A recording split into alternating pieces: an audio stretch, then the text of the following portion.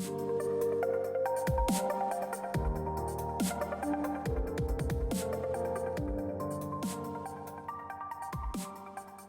guys, welcome to my channel. My name is Becc and it's great to have you here. I want to talk to you about the Sacred Sisterhood of the Divine, or the Sacred Sisterhood. This is some language that's being used around at the moment to talk about the return or the rebalancing of the divine feminine energy, the feminine aspect of the God force, coming back into balance in our society and in our earth. It's coming back into balance in society because it's also returning to the earth and vice versa. So what we want to know about the divine feminine at this time is that women are being called to retake our sacred position in society, the natural position. We've been in a very unnatural state, an unnatural way. And so that's kind of what you're seeing with all these like women's circles that are popping up and women's rights and all of that. We're trying to remember who we truly are and live out that essence. You're also probably going to see some wounds happening as well between the masculine and the feminine as we try to create this rebalancing. So I have notes to the side over here because what I wanted to share with you is at this time we want to become forgiveness, tolerance, acceptance. And that has to happen before we can actually take our place in society. We have to forgive one another. There's kind of these energetic dynamics that are taking place in the background of what you see on the surface of our experience. Those energetic dynamics are what I'm talking about today, where these old wounds from centuries and eons and lifetimes ago are still being played out. So many cycles ago, women were, as we know, there were witch hunts and things like that even within our cycle, but even before that, there were multiple periods where women and mystical women were hunted and were resisted and not accepted.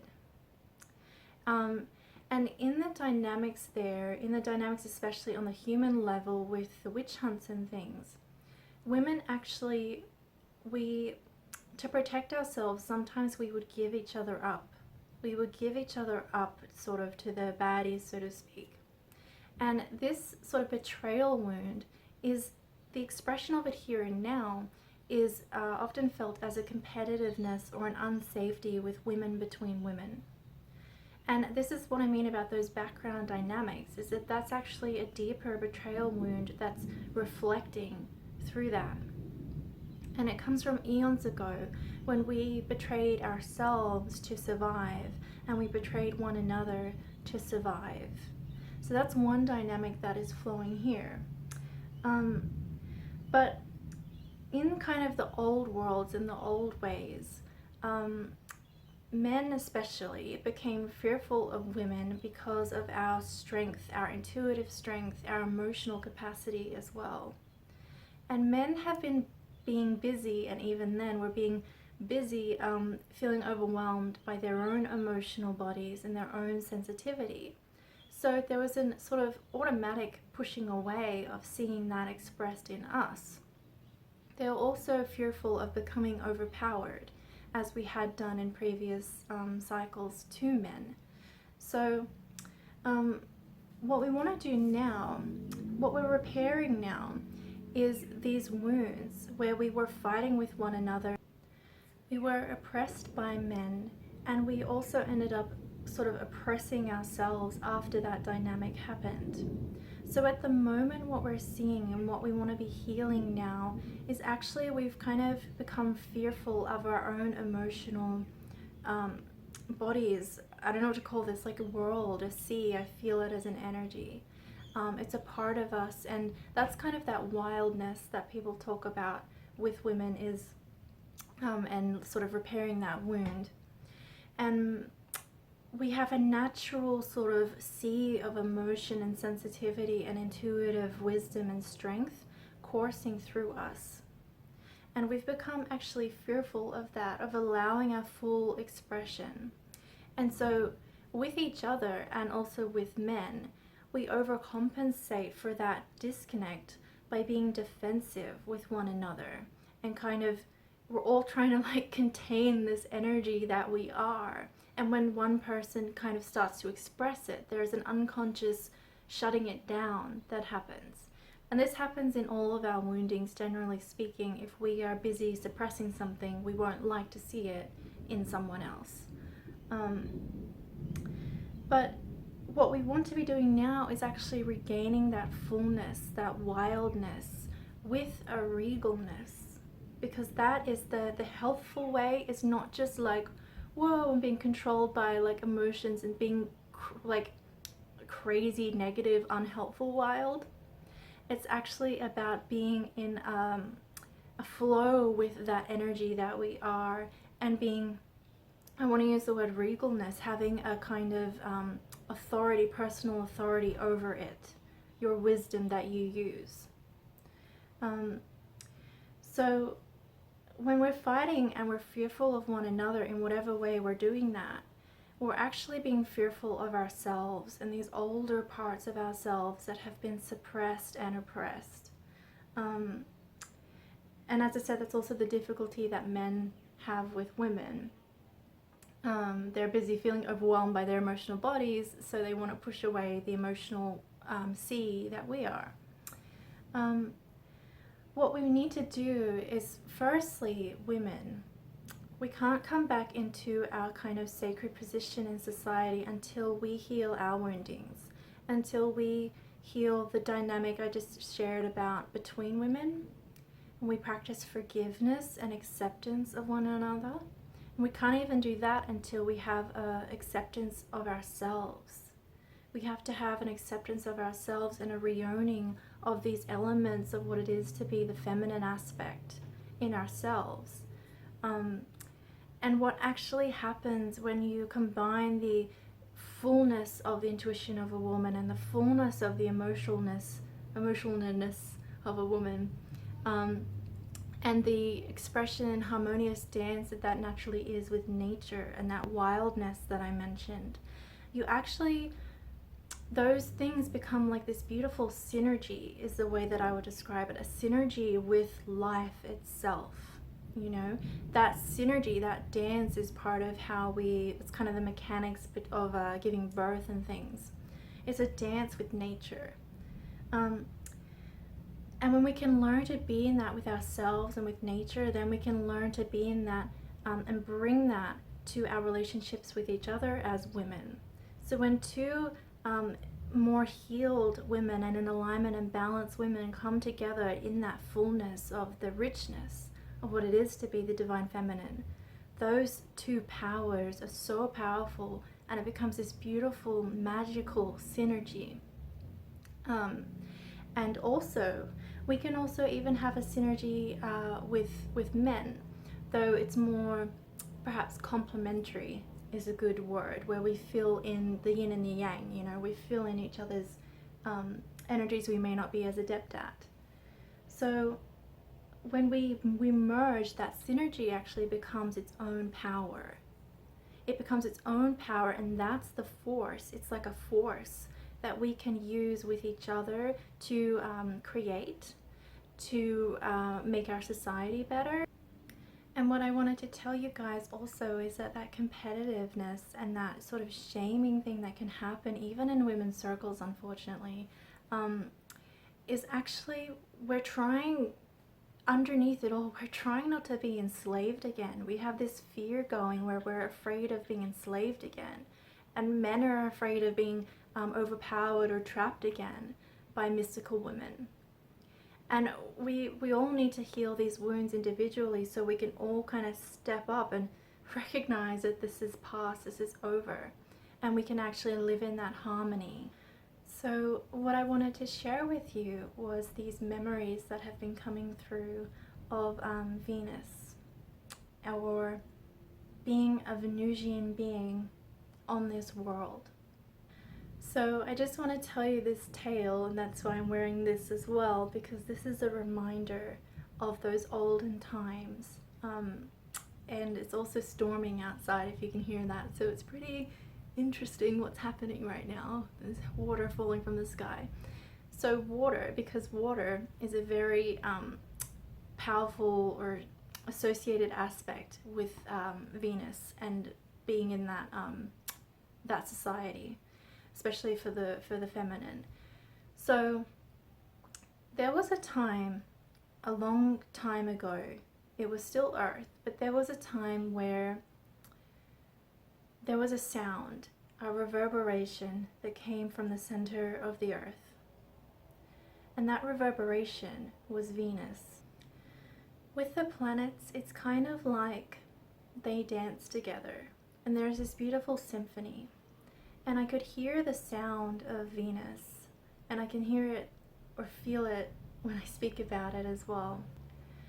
And this sound or emanation of Venus energy, basically, began because the Earth was calling.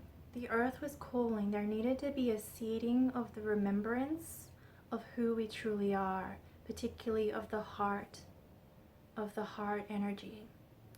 And so this is really the birth of Venus.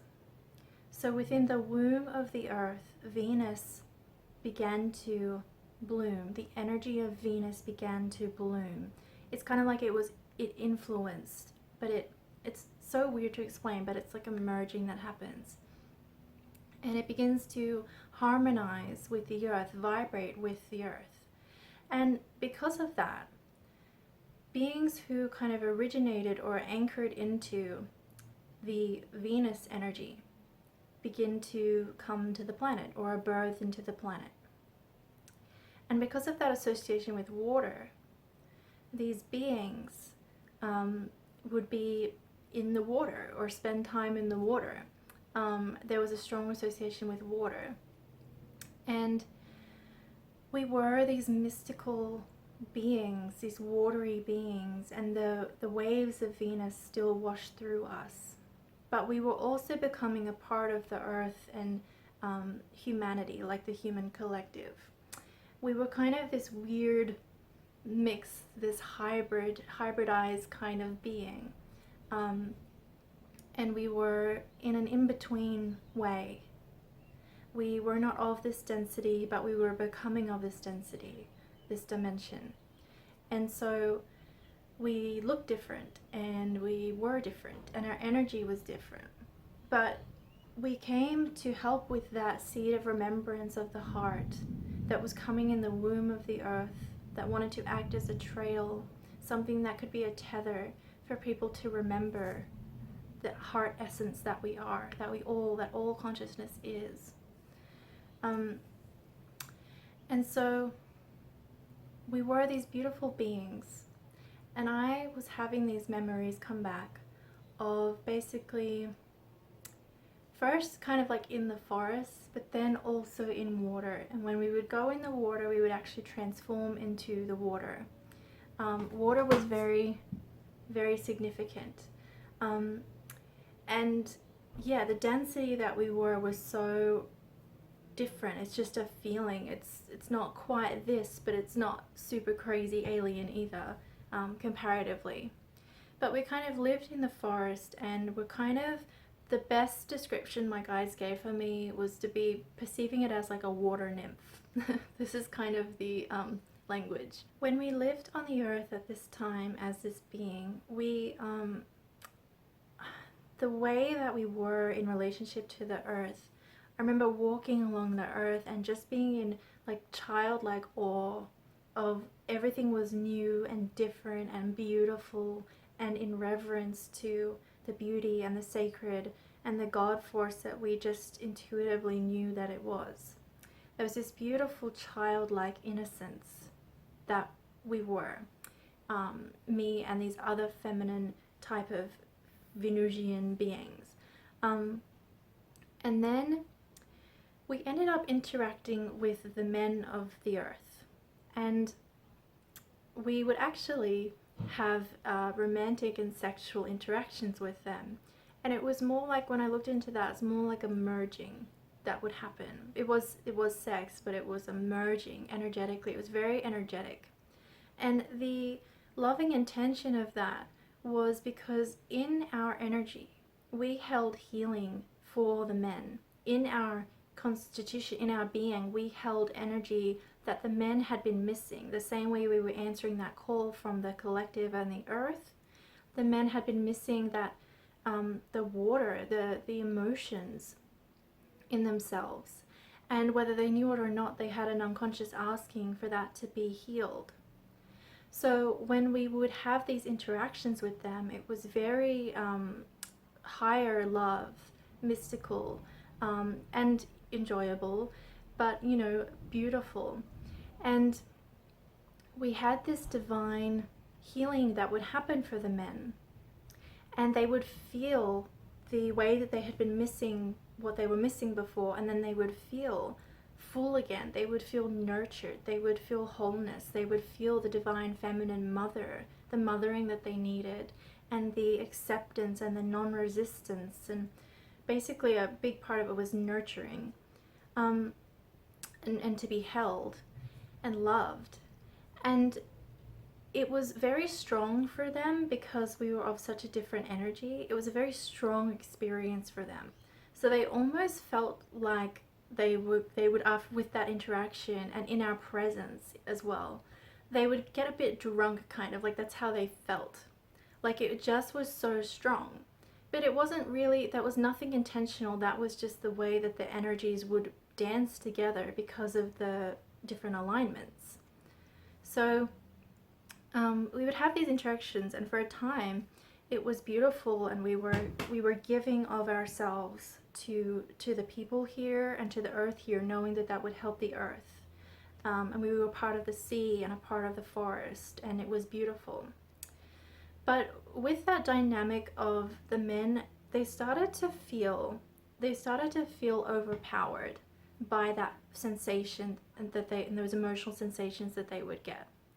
And they started to feel unconsciously fearful of that. They started to feel afraid because they felt overpowered. And then they started to blame us for things that were actually beyond our control, things that we were not contributing to, such as their crops or their land getting sick, or their ships crashing in the sea. They started to blame us for that and saying that we did that. Though this whole time, we had this childlike innocence within us, and there was no negative intention for that. But yeah, because they felt overpowered, that's kind of what they decided about us. So then after some time, they decided that they needed to hunt us. And that is where very real hunting happened, and many of that kind of being that I was were killed.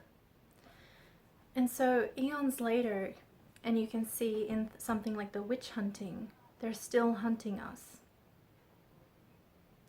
Because the women who incarnated as these witches of more modern times had that kind of energy within themselves. They were the reincarnation of those beings. And men were still feeling fearful of that magical seduction that they thought was intentional. And so, I'm just looking down at my notes here.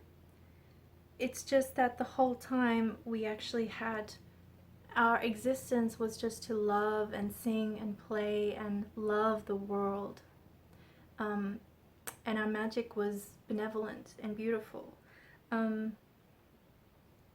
So the love that the men became afraid of, and the love or the power and the magic that men are afraid of now, is the love and the magic and that emotional feeling that they had many, many lifetimes ago.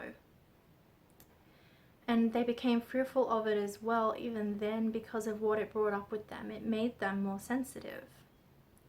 And if they did not want to face that, then they didn't want to transform what arose in them. Then they couldn't, and they just took it out as people do. They project, basically, and they take it out on the outside circumstance. So, yeah, that's why we know now that men even though they have oppressed for a long time, really there's an asking to be sensitive again. And it's weird, like they also are yearning for and missing that euphoric, divine, motherly love. And we are missing that essence of who we are and who we were, and the remembrance of Venus and the feminine energy that that gave and built into us. And to come together, we need to heal these old wounds. And to heal these old wounds, we want to understand what's actually happening. It's very interesting when you start to remember your past lives, which naturally happens through healing. You come to realize that what's playing out now has been playing out for lifetimes. Lifetimes and lifetimes. And every lifetime we have that choice to do something different.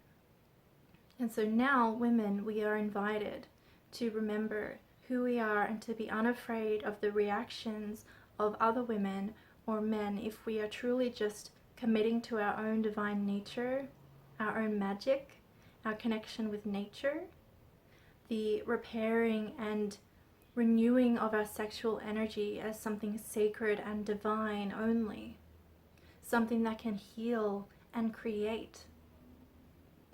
And for men, it's time to start opening up to your emotions, your sensitivity, and to see the gifts that women can bring to help with that.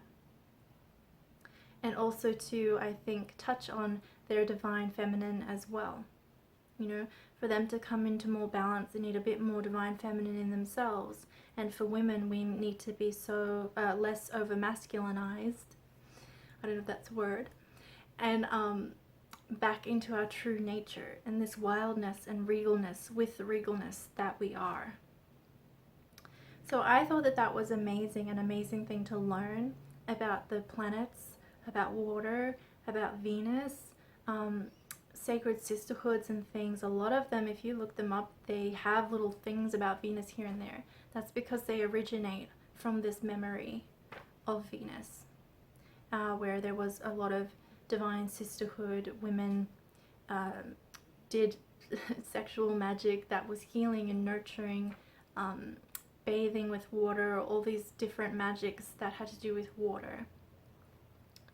So let's come together and remember who we truly are, and embrace who we truly are, and return to balance and return to nature.